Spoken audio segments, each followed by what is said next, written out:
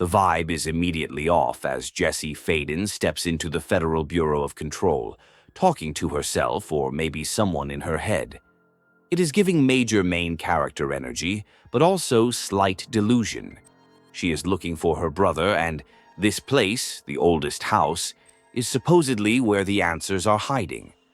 The lobby is completely empty, which is a massive red flag for a government building in downtown New York.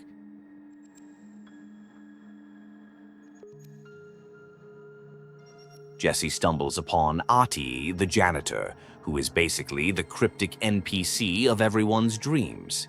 He completely ignores her confusion and assumes she is there for the assistant job, handing her a task immediately. He is speaking in riddles and Finnish proverbs that make zero sense, but Jessie just rolls with it because she needs access to the elevator. Sometimes you just have to hustle to get what you want. Jessie reaches the director's office and finds Trench, the current director, totally unalived on the floor. It is a grim scene, but the gun on the ground, the service weapon, is calling to her. She picks it up, which triggers a trippy sequence where she gets transported to the astral plane. The board, a pyramid entity, basically hires her on the spot. No interview, just vibes and a supernatural firearm. Now, officially the director, Jessie learns the hard way that this gun is alive, and the building is under attack by a resonance entity she calls the Hiss. The Hiss possesses people and floats them in the air like creepy balloons. Jessie has to learn the ropes fast, using telekinetic powers to fight off enemies.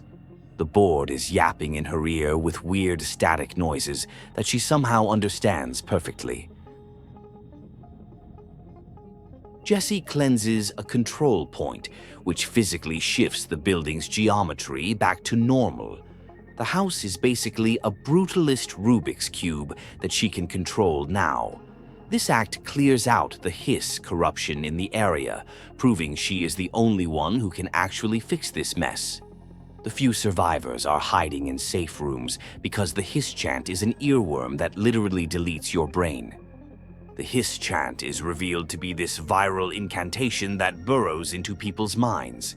It is pure nightmare fuel, repeating nonsensical phrases that sound deep but are actually just corrupting data. Jessie is immune thanks to Polaris, the entity in her head, but everyone else without protection is turning into aggressive zombies or floating aimlessly. The stakes just went from 0 to 100 real quick. Jessie meets Emily Pope, who is arguably the only normal person left in the building. Emily is a researcher and immediately passes the vibe check, becoming Jessie's hype woman and lore dumper. She explains that the Hiss invaded out of nowhere and that Trench is dead. Jessie decides to keep her brother Dylan a secret for now, which is a little gaslighty, but she needs to trust Emily first. Emily drops the intel that Trench is dead and Dr. Darling is missing, leaving the Bureau in chaos. She notices Jessie isn't wearing a Hadron Resonance Amplifier, HRA, which protects people from the Hiss. This makes Jessie super suspicious to the FBC, but since she is the director now, nobody can really tell her what to do. Jessie agrees to help cleanse the building if Emily helps her find answers.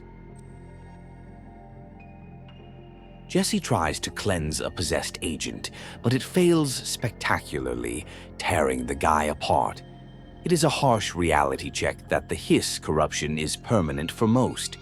She finally opens up slightly to Emily, admitting she is looking for her brother who was taken by the Bureau years ago after an event in their hometown of Ordinary. Emily promises to dig up old classified files to help. Hi there. If you want to enjoy more gaming lore without grinding for 60 hours, hit that subscribe button.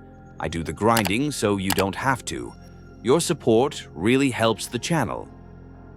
To get more answers, Jessie needs to reach the hotline, an old Bakelite phone that lets the director talk to dead people. It is locked away in the communications department, which is obviously swarming with Hiss. Jessie has to fight her way through hordes of corrupted agents, showing off her growing telekinetic skills.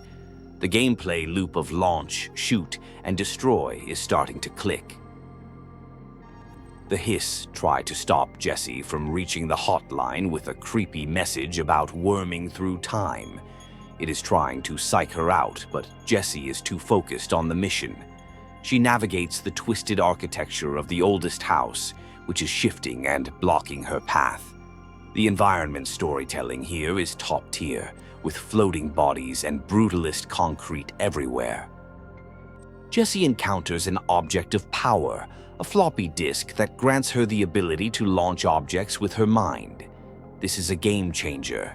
She proceeds to yeet fire extinguishers and concrete blocks at enemies. The Bureau collects these objects because they tap into the collective unconscious, which is a fancy way of saying if people believe something is powerful, it becomes powerful.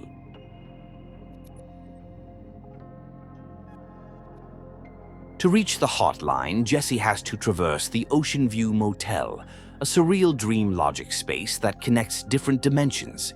It is like a liminal space nightmare with specific rituals to open doors. Pulling a light switch cord 3 times teleports her there. It feels like a glitch in the Matrix, completely silent and unsettling compared to the chaos of the Bureau. Jessie finally picks up the hotline and hears Trench's ghost yapping about his management team. He mentions Marshall, Northmore, and Darling, dropping names that will be important later. His voice is raspy and cryptic, basically complaining about how heavy the burden of leadership is. Jessie realizes she needs to find the other sector heads to restore order and find Dylan. To access other sectors, Jessie needs to lift the internal lockdown. This requires a directorial override in the maintenance sector. Emily stays behind to run tests, while Jessie heads down to the basement. The janitor, RT, is the key to navigating the confusing tunnels of maintenance. Jessie suspects RT is actually a god, or something way more powerful than he lets on. Down in maintenance, things are even weirder. The architecture is huge and industrial, pulsating with creepy energy. Jessie hears Ati singing in the distance, which guides her through the labyrinth. It is clear that Ati is guiding her path, acting as a strange mentor figure. The Hiss are trying to infect the power grid, which would be a total game over for the building. Ati gives Jessie her next task: fix the coolant pumps and power generators, or the plant will blow up. He talks about it like it is a clogged toilet and not a nuclear meltdown situation. He hands her a clearance card and sends her off. Jessie is basically doing manual labor for a cosmic entity, but she respects the hustle. The janitor closet is a safe haven in the chaos. Jessie reaches the NSC power plant, which is a massive, ominous structure radiating energy. She learns it contains something dangerous that generates power for the whole Bureau. The irony of a government agency running on a contained eldritch horror is not lost on anyone. She has to platform her way up the structure while fighting flying Hiss enemies. Jessie meets Arish, the head of security for the maintenance sector.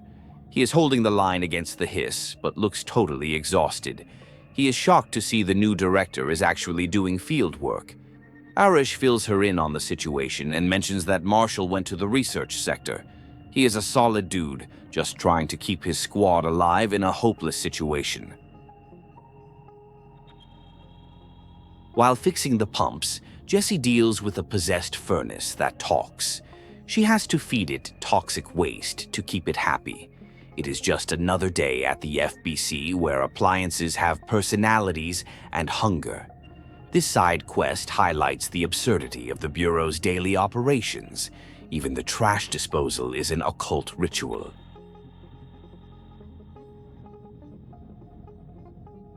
After lifting the lockdown, Jessie returns to Executive and finally drops the truth bomb on Emily.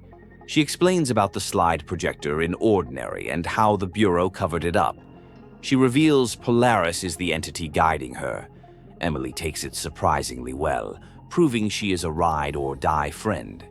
They realize the Prime Candidate program was looking for a director, and Dylan was their top pick.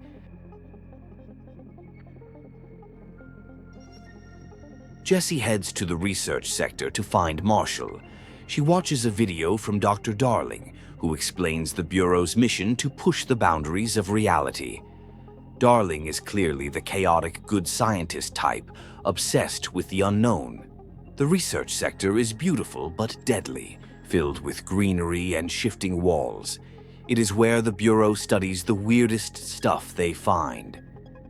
Trench explains the astral plane via the hotline. He describes the board as an inverted pyramid that controls the director. The astral plane is white void non-space, totally distinct from our reality. It is where the board resides and judges the director's actions. Trench hints that the board might not be benevolent, planting seeds of doubt in Jessie's mind about her new bosses.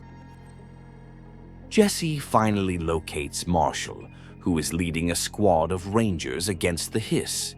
Marshall is tough as nails and doesn't trust Jessie immediately. She is busy protecting the HRA production lab because without those devices, everyone is toast. Marshall is basically the tactical genius keeping the remnant of the Bureau from collapsing completely. To fix the HRA machine, Marshall sends Jessie to get a black rock prism. Marshall drops the info that she knows about Dylan and that he is being kept in the containment sector. This confirms Jessie's suspicion that the Bureau has been holding him prisoner. Jessie agrees to help Marshall first, prioritizing the safety of the staff overseeing her brother immediately. Jessie enters the quarry threshold, a massive open-air mine located physically inside the oldest house. It connects to another dimension entirely. The sky is full of black stone pyramids and not Earth stars. It is a breathtaking visual that shows just how broken space is inside the Bureau. She has to navigate this alien landscape to mine the black rock needed for the machine. After securing the prism, Marshall spills the tea. Dylan was brought in as Prime Candidate 6, groomed to be director, but he proved unstable. He had powers far beyond normal candidates. Jessie realizes the Bureau kidnapped him to turn him into a weapon. Marshall warns that Dylan is dangerous now, but Jessie is determined to see him no matter what. Jessie heads to the containment sector to find the Panopticon, a maximum security prison for altered items. She meets Langston, the supervisor, who is a nervous wreck but surprisingly helpful. He explains the Panopticon is in chaos, with items breaking containment. Langston is low-key the comedic relief, rambling about his cat and how stressed he is while literal monsters escape. Inside the Panopticon, Jessie fights a boss battle against Salvador, the former head of security who is now Hiss, corrupted. He is trying to destroy the Benikoff TV, a chaotic object of power. The TV floats around, shooting lasers, making for a visually wild fight. Defeating Salvador grants Jessie the levitate ability, which literally lets her fly. The power fantasy is peaking. Jessie reaches Dylan's cell, but he is gone. Emily calls to say Dylan just walked into the executive sector and surrendered himself. It is a total plot twist. He let himself be caught. Jessie rushes back to see him, feeling a mix of relief and dread. The fact that he is calm is way more terrifying than if he were raging. Jessie talks to Dylan, who is trapped in a glass cage. He has let the Hiss in voluntarily, claiming it set him free. He looks rough, with Hiss resonance radiating off him. He speaks in a monotone third-person voice, mocking Jessie and the Bureau. He tells her the slide projector is back and that the Bureau is the real enemy. It is a heartbreaking reunion. Jessie finds a jukebox token, which triggers a side quest to an expedition. She enters a combat arena dimension to test her skills. This is a training ground for the Bureau, but now it is overrun. It shows that the Bureau was exploring many other worlds, not just studying items. Jessie proves she is stronger than any previous director by conquering the challenges.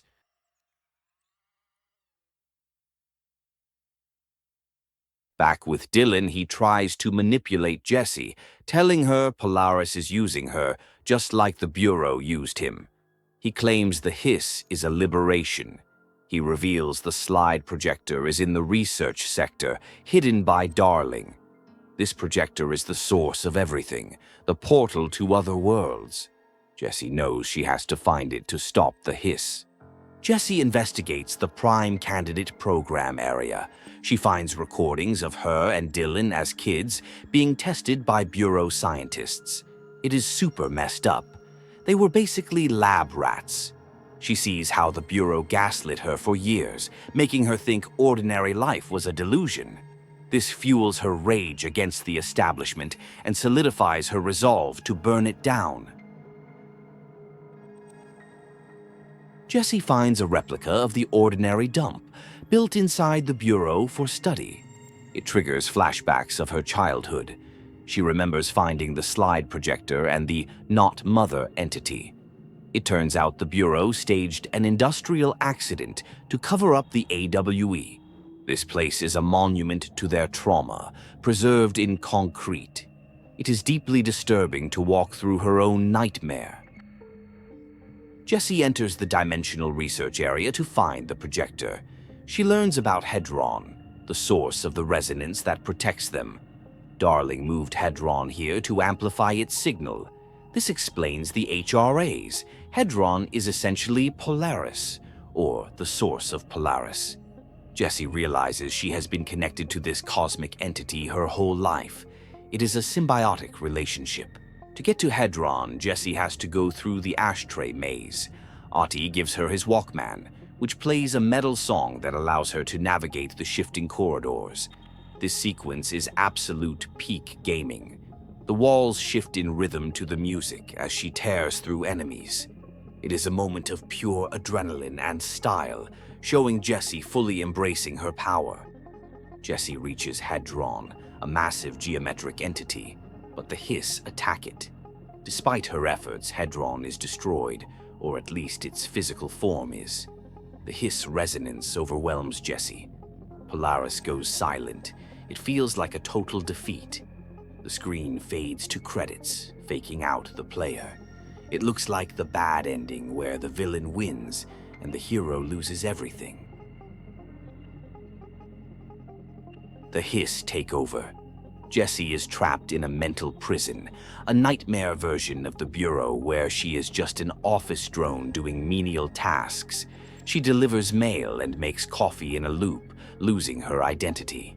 It is a satirical take on corporate, soul-crushing culture. The hiss want to break her spirit by making her mundane and obedient. Jessie starts to hear Trench's inner monologue. It reveals he was the one who let the hiss in, corrupted by his fear of losing control. He used the slide projector to unleash them. Jessie fights back against the nightmare, realizing Polaris is still with her, inside her. She breaks the loop, rejecting the mundane reality. She is the director, not a coffee fetcher. Jessie reclaims her mind and wakes up. She dons a new director suit, looking absolutely fierce. She realizes the hiss didn't kill Hedron completely because the resonance lives in her.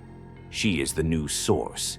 She rallies the survivors and heads to stop Dylan, who is channeling the hiss to spread the corruption to the entire world. Jessie confronts Dylan in the astral plane. The board tries to interfere, but she shuts them down, asserting her independence. She fights through a surreal landscape of twisted logic. Dylan is fully gone, just a vessel for the hiss. Jessie has to cleanse him by force. It is a boss fight against her own brother, or what is left of him. Jessie reaches Dylan and cleanses him.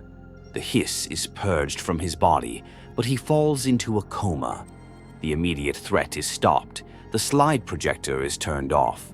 The building is still in lockdown, and the hiss are still present, but the invasion is contained. Jessie accepts her role as director, ready to clean up the mess on her own terms. The main game ends with Jessie settling into her role. She gives a monologue about how the Bureau needs to change. She isn't going to be a puppet for the board or anyone else. She has her team, she has her powers, and she has a lot of paperwork to ignore while she hunts monsters. It is a hopeful but open-ended conclusion. In the Foundation DLC, the board calls Jessie down to the base of the oldest house. The nail, a pillar that connects the house to the astral plane, is broken. The astral plane is bleeding into reality, which is bad news. Jessie explores the caves, which are red sand deserts unlike the office upstairs. It is a whole new biome with new enemies. Jessie finds audio logs from Ash, a scientist from the Bureau's early days. He documents the discovery of the oldest house and the first director, Northmore. It turns out the board has been manipulating the Bureau from the start. Ash was skeptical of the board and the nail, preferring science over the blind faith Northmore had. It is a lore-heavy prequel story.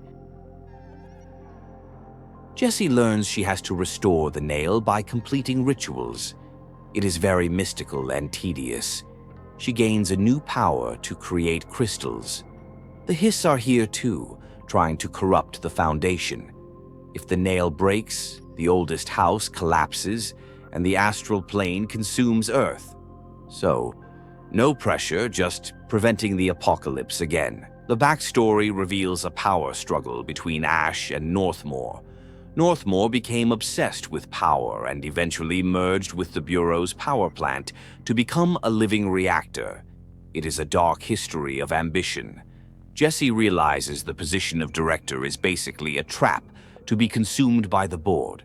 She decides to break the cycle. Jessie encounters Former, a giant eye monster that was exiled from the board. Former actually helps her, giving her a new ability. The board gets super jealous and angry, threatening Jessie. It proves the board is petty and not all-knowing. Jessie starts playing both sides, using Former's help while keeping the board at bay. The politics of gods are messy. Jessie chases a movie camera, altered item, on a minecart. It is a high-speed rail shooter sequence called the Swift Platform. The camera projects a movie onto reality, changing the environment. It is cinematic and chaotic. Jessie is fighting enemies on moving trains while film grain overlays the screen. It is one of the most creative set pieces in the game. Jessie finds Marshall at the base of the nail. Marshall has been corrupted by the Hiss. It is a tragic boss fight.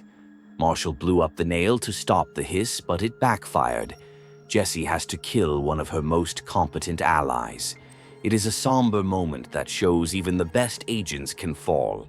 Jessie cleanses the nail and stabilizes the Foundation.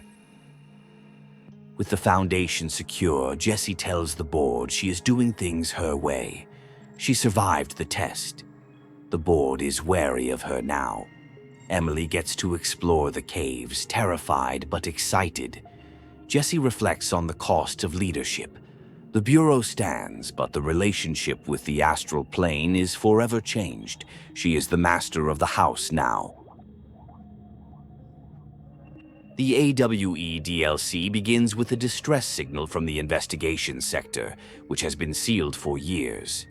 Jessie heads there and finds it shrouded in darkness. She sees a vision of Alan Wake, the writer from the game Alan Wake. He is writing a story that is affecting reality in the Bureau. It is the crossover event of the century. Jessie learns that Dr. Hartman, a psychiatrist from Bright Falls, was brought here after an AWE. He tried to study the darkness but got corrupted. Now he is a stretched-out shadow monster roaming the sector. The atmosphere shifts to survival horror. The lights are out and the darkness is lethal. Jessie has to use light to weaken the creature. The Heartman monster is truly horrifying, looking like a glitching Slender Man. He is trying to break out. Alan Wake's writing appears on pages scattered around, narrating Jesse's actions before she does them. It suggests Wake is guiding Jesse to kill Hartman to facilitate his own escape from the dark place. It is meta-fiction at its finest. Jesse chases Hartman through the sector, solving light puzzles to clear the darkness. She learns about the Bureau's investigation into Cauldron Lake. It turns out the FBC has been watching Wake for a long time. The sector is a mess of abandoned offices and shadow sludge. The tension is high as Hartman stalks her from the shadows.